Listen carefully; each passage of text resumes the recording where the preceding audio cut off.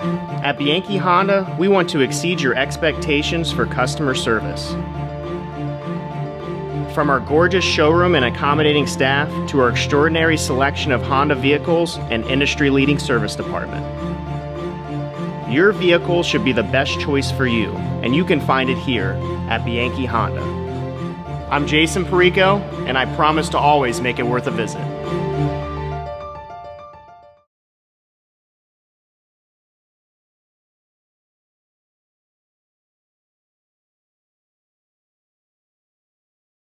And he's Jim Brunelli, head coach of the Gannon Lady Knights. Coach, I feel like it's been a month. Oh, it has. Yeah, it actually has been a month. Yeah, with Christmas and New Year's and all that fun stuff. I hope you had a good one. I hope everybody out there listening had a good Christmas and a Happy New Year. Absolutely. We were kind of talking about it off air. You don't get a time to rest, really. Just around Christmas. Yeah, there's a lot of work. You know, you're out recruiting, you're seeing kids, and then you're just, you know, preparing for the next game because, you know, the way they did the schedule this year, we had a game December 30th when we got back, which we've never had a game unless it would have been a non-conference game. But with our schedule the way it has been, we always try to get our non-conference done early. So this one was an actual planned, scheduled PSAC game. So, and it falls into line with that Life in the Balance where they give you 6 days over Christmas. So the kids had to come back the night of the 26th so we could start legally on the 27th. To get ready for the 30th. And you had no time prior to break, really, to set up for that game, right? No.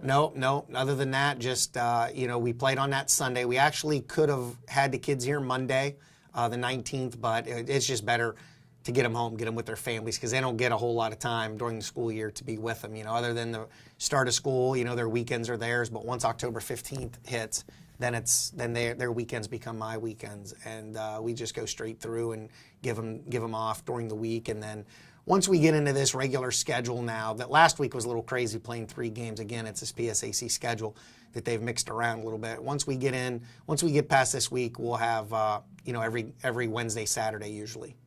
Does that feel normal, or is it to a point now that it's just different every year anyways? So well, you know, nothing's really normal, but normally our schedule, typically it's every Wednesday, Saturday. You know, in the beginning of the year, you have those crossover games, so you play either Saturday, Sunday, or Friday, Saturday. That's typical. They just, you know, they went with 3 games in a week this year. I'm not sure why that was. You know, the coaches that I talked to, they're not super happy about it. But we'll see. I wouldn't want the job of trying to put a schedule together for this conference. No. So we'll see how it goes, you know, in years to come. But usually we talk about that type of stuff at the end of the season. Coach, you had 2 tough ones there before the new year, let's say. Meaning you played really good teams. You have Virginia Union and then IUP, of course.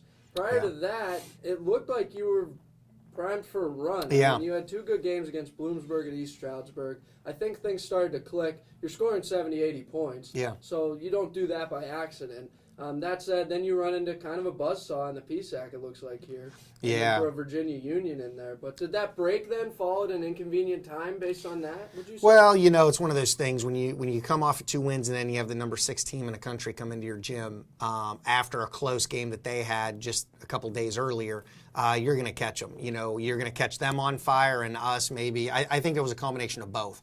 They're really good, and we were ready for break. And when you have that combination, then you end up with a score like that.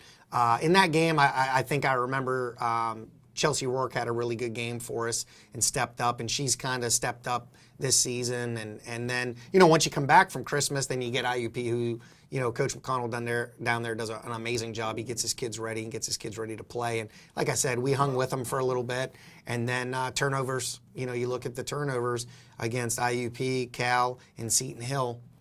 You know, turnovers is a story. We're with them for part of the game, and then we just have too many turnovers. And some of them we're making the same mistake that we've made in the last several games. And when you're trying to win games, you have to value every possession. And when you have 26, 27, 28, 29 turnovers, it's kind of tough to compete. What would you attribute the turnovers to? I mean, it probably comes from a variety of areas, but I'm thinking it could be a hurdle mentally where you're set in the offense that you practice. you're so set on trying to perfect that almost that now all of a sudden you play a great defense like IUP. Not only are you in this monstrosity of an arena that, Right. Honestly, it's daunting to go into, I would think. Yeah. But not only that, you get the great defensive pressure, and now all of a sudden the passes that you saw in practice, they're not there for you. I don't know where you see it from your vantage point, where kind of those turnovers are coming from. Yeah, it's a combination of things. It's a combination of really good defense, a little bit of pressure here and there, and we knew that going in. We watch film on kids watch film. We knew what kids are going to be up in our face and in our grill, and which one's trying to jump passing lanes and different things like that.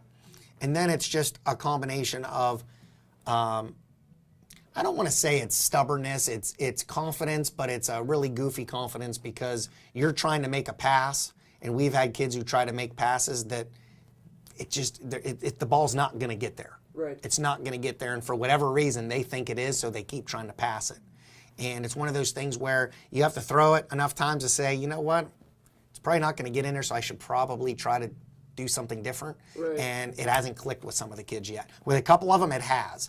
Or it's trying to make that spectacular pass when just a fake high, bounce pass low, something basic, something simple. You won't find it on Sports Center.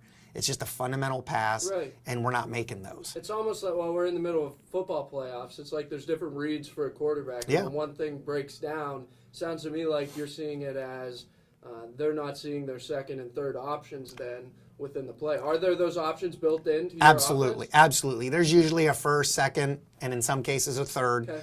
And sometimes with a young team, they get focused on that first or second, or they forget the first and they're looking at the second and third. But we've been making good strides. We'll have a game here and there where we have the turnover bug comes to get us.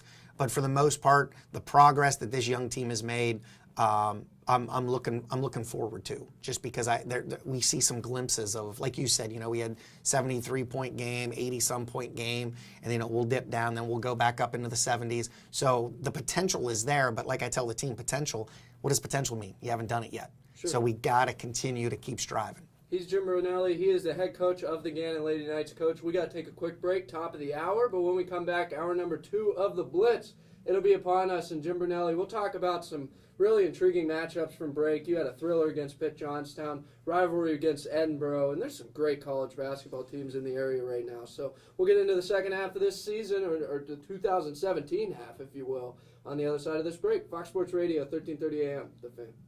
The Sports Blitz underway. We got John Riley from Erie Times News coming up. John Dudley.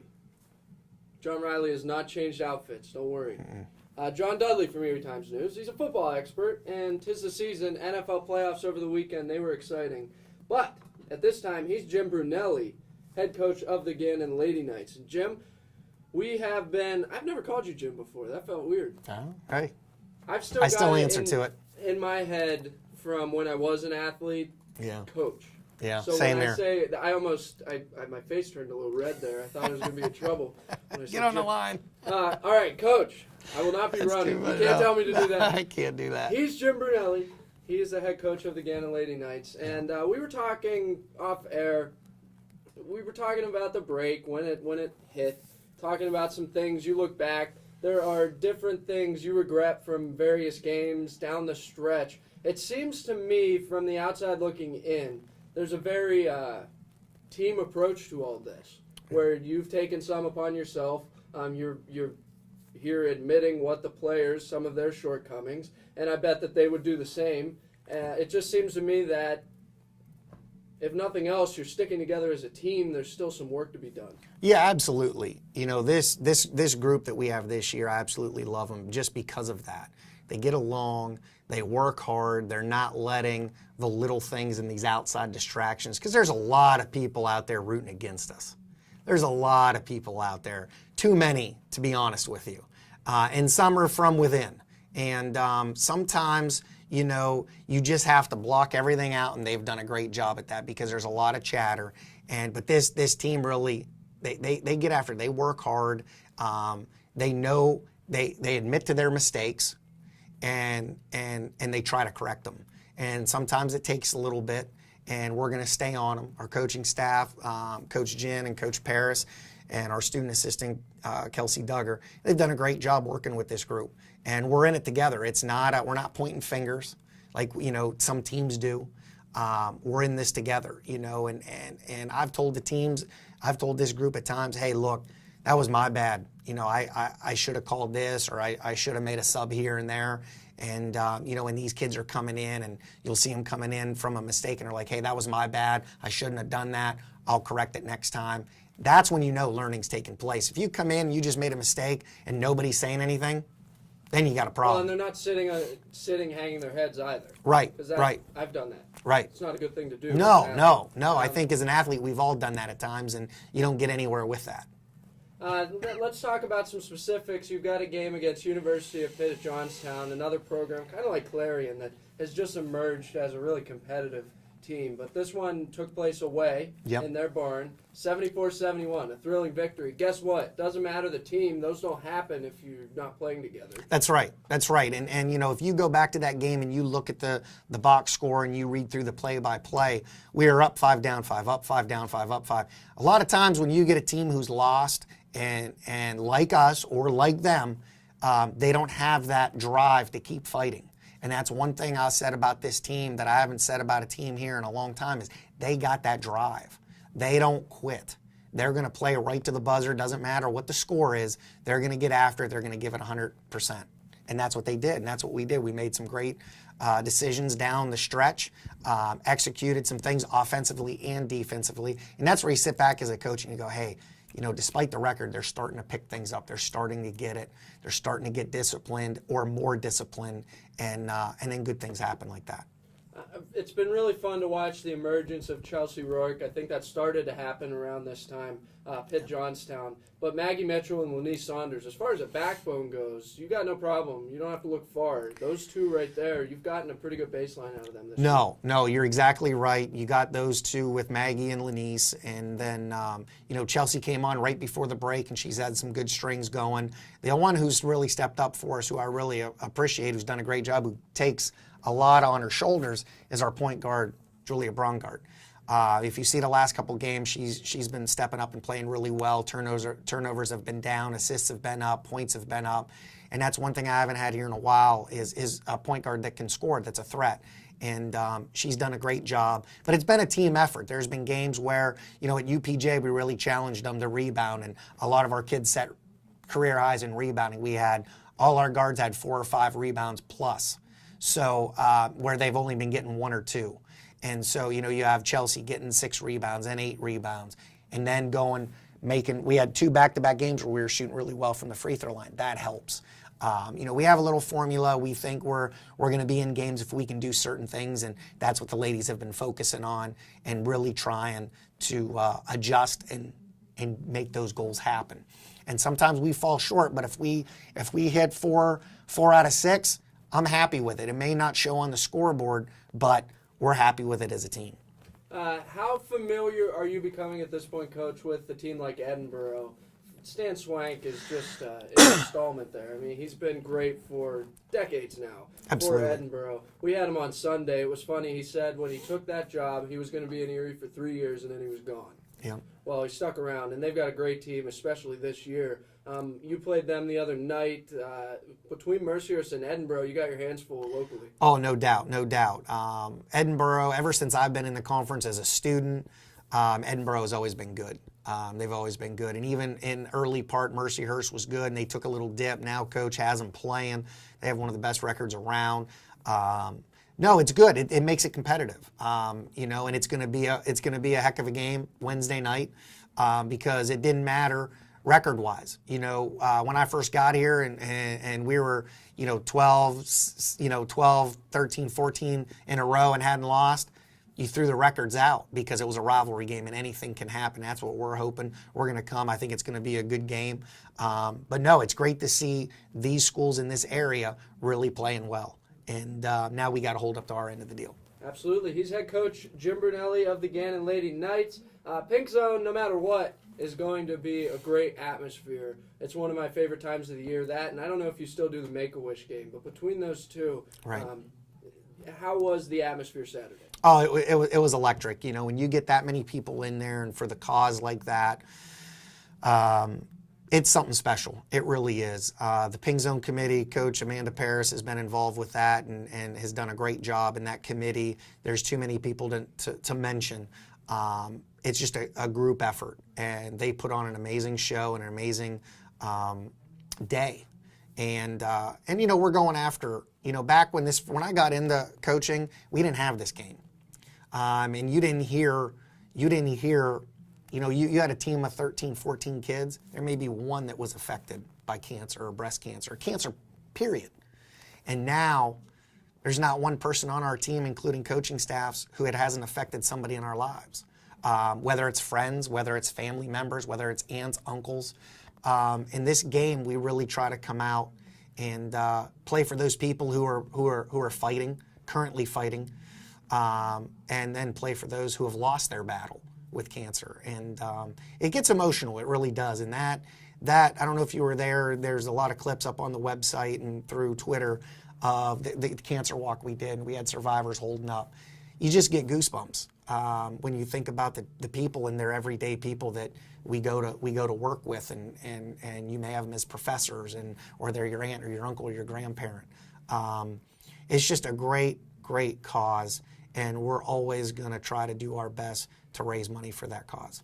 I think you really just have to hold on to those heartwarming things in sports now. You hear all the negative every day. There's more negative than there is good at this point, it seems. You don't know how, because sports is such a great thing. Right. But for those heartwarming things that teams still do, I mean, you deserve a ton of credit for it. So I'm sure the team takes a lot of pride in it. They do, and the group, the Ping Zone Committee and the kids, they really get up for that, and not that they wouldn't get up. It's a game. But it's just something special when you don those pink uniforms. And like I said, this disease has affected people on a daily basis in our team. And I think it means more to them than it ever has. So he's head coach Jim Brunelli of the Gannon Lady Knights. They've got Mercyhurst on Wednesday, 5:30. We talked a little bit about that. Mansfield after that Saturday, going to Mansfield for a 1 p.m. game. Now, let's just lay it out there. 4-11 or 4-13 is the record right now, Coach. You've got a young team. We talked about the fact that there are good things on the court right now. There are things to be happy with for the future. As a coach, I'd imagine you don't want to say that, the F word, future. Yeah. That doesn't matter as much to you, but how do you balance trying to create a winning culture and setting goals from here on out and make the rest of the season productive? Yeah, you just got to stick to your guns and keep preaching what you've always preached. I was never been a coach, never been hired anywhere where I said, hey, wait till I get my own recruits and this, that, and the other, because nobody wants that. I want to win right now more than anybody. And so you just got to keep sticking to your guns. This is a young team, and they're working hard. And we're seeing some of the things go right. We're still having those little hiccups, and that's to be expected because, the old saying, well, you're not a freshman anymore. Yeah, technically they are. Right. They still are. That can go both ways. Yeah, whether you like it or not, they still are, and they're still going to make some decisions. But we just got to stick to our guns and stay disciplined. Keep trying to find what we do disciplined on the offensive end, and then most importantly on the defensive end. We can't have those breakdowns. And what we're doing is we're breaking habits that they have had at high school. We have kids who, when the ball goes into the post, the guards would go dig. Can't do that here. We don't do that here. Just because that's not our style, because most of the time we dig, it's a three-point shot that we're giving up. It's a little different. Right. You can sag off a person in high school. There's not many people you can sag off of in college. Way less room for error. Way less room. Yeah. So we're still trying to break those habits, and like anybody knows, it takes 21 days to, create or break a habit. And so the one thing we've been preaching is to invest in your team outside of practice. We can't, as a young team, we can't be only thinking about basketball for the 2 hours we have practice. You got to spend some time in the playbook, and we address that. You got to spend some time getting extra shots up, making time to get shots up, making time to come in and watch film.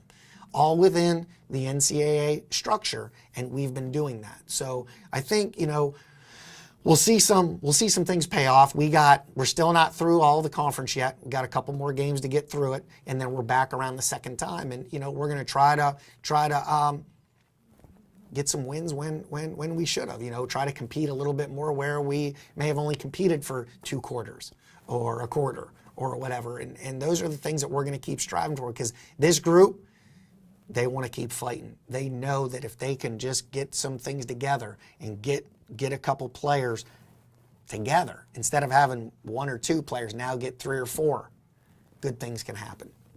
Good stuff. Good things can happen. That's the Gannon Lady Knights Coaches Show. He's Jim Brunelli. I'm glad you're back, Coach. It was kind of quiet around here. I know, it's Got crazy. you guys coming around. Dan, I'm glad he's not here today. He'd probably be sad. The Cowboys lost. Yeah, I know. That was some football last night. That was crazy. Did you get to watch any? I got to see a little bit. His film was on. I had to leave. And then I saw the highlight of Aaron Rodgers making a play. He's unreal. Unbelievable. And then last night, the Chiefs had an opportunity and then a holding call and they get backed up. Tie ball game. But that's why they play the game. That's why they play the game. I said last night I'd like to be a kicker in the NFL. Can you imagine the feeling Boswell had after that game? I know. All the points are right there. Anyways, we're going off on a tangent here. Yeah. It is the Gannon Lady Knights Coaches Show. He's Jim Brunelli. They got Mercyhurst Mansfield coming up. So, Coach, we're pulling for you. Good luck. Appreciate it, buddy. Thanks for having me on. All right, thanks.